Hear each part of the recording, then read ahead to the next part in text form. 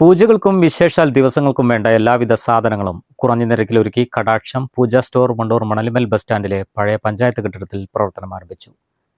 സ്ഥാപനം കടുങ്ങമംഗലം കൃഷ്ണൻ തിരുമേനി ഉദ്ഘാടനം നിർവഹിച്ച് നാടിന് സമർപ്പിച്ചു.